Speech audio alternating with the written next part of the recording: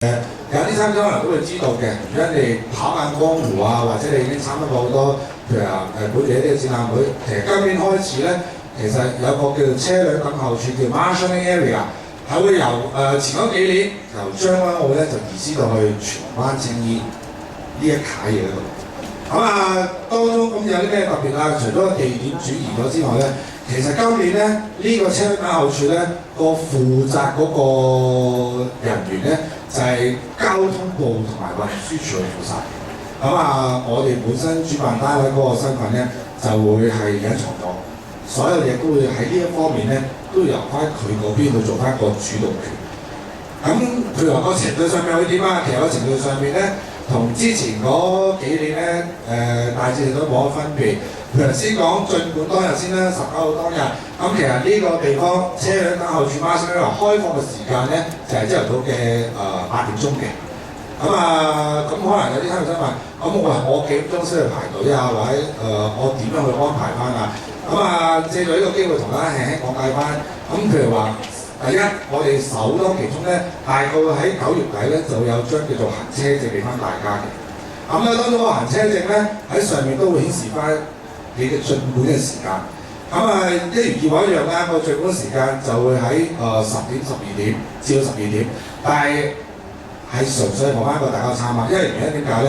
嚟緊咧，我哋都要同呢個交通部同運輸署咧，再一次會有個小息嘅會議咧，去落實翻嘅。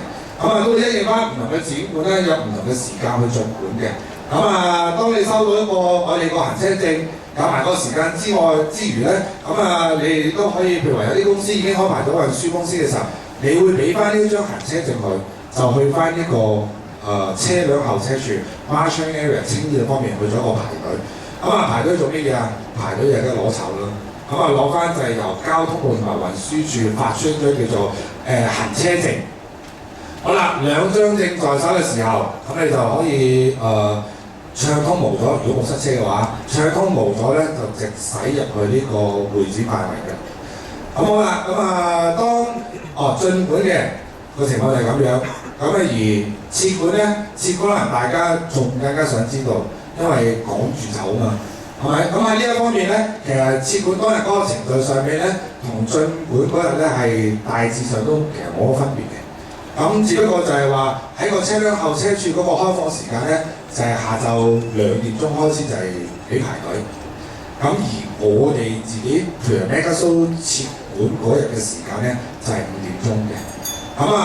最特別嘅就大家留意翻，譬如你睇到圖都睇到啦，就係話喺撤館23號嗰日，喺博覽道Expo Drive Entrance 嗰度咧，就會有個封路嘅安排，時間嘅方面咧就係3點至8點，任何嘅車輛唔可以入到呢一個嘅範圍，只有2種車，一種就係旅遊大巴，一種咧就係24人嘅 van 仔。有冇市商唔知道呢個位置喺邊度？